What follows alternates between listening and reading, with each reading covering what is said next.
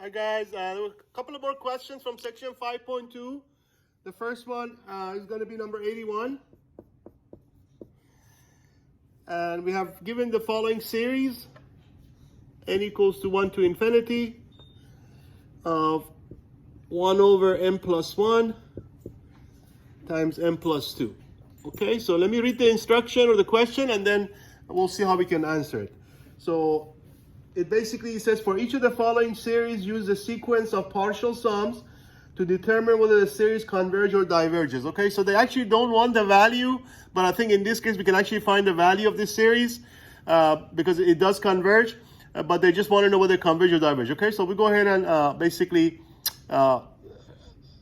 answer that and also give them the exact value because it will be pretty obvious at the end why the value is going to be 1/2. Okay. So anyway, so we're going to, so as you remember the sequence of partial sums, we're going to write SK is going to be sum n equals to 1 to k of basically that same exact series.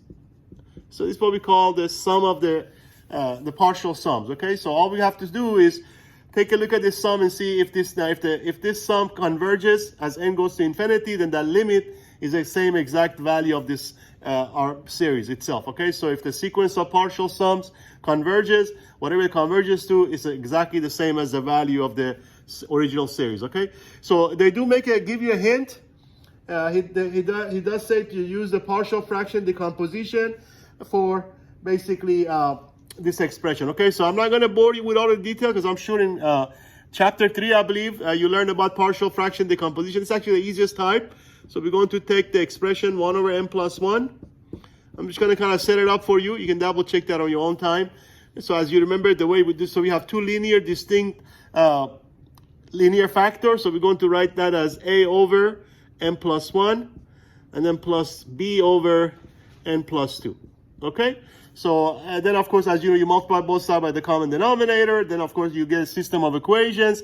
So as I said, I'm not going to bore you with all that because I'm sure all of you by now know how to solve this for a and b, okay? Which is what we call decomposing this fraction to two partial fractions. Anyway, so when you do that, you will find a will be 1 and b will be -1, okay? So once you do your solving the system of equation, you do find a and b to be 1 and -1, okay?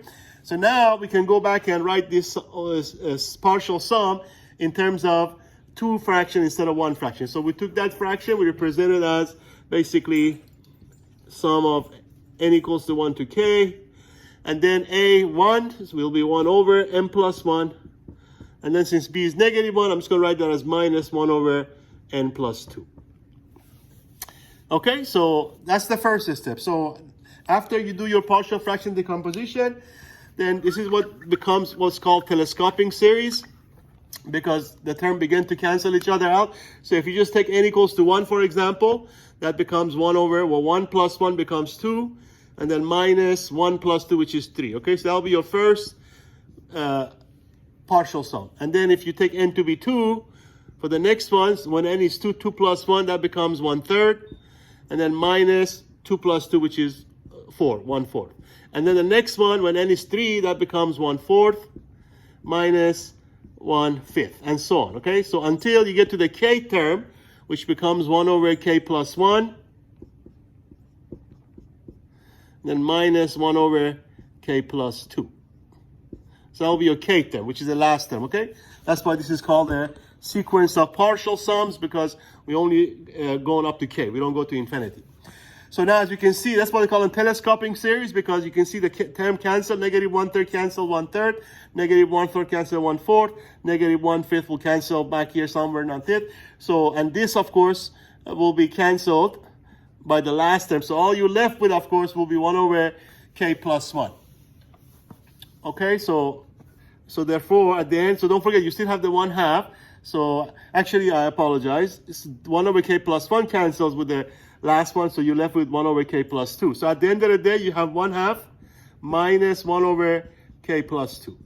Okay, so this is going to be what your partial. Now, if you take the limit of this as k goes to infinity, of course, this goes to 0 because you have 1 over infinity. So all you get is 1/2. So as you can see, not only the sequence of partial sum converges, we also know what it converges to, which is 1/2. So actually at the end, you can even say the whole entire infinite series takes the value of 1/2. So 1/2 becomes the actual value. But anyway, so here they just want to know if the series converges. So the answer would be yes, because the sequence of partial sum converges to 1/2. Okay, so there is your answer for problem number 81. So I'll make a couple of more videos for the other two problems.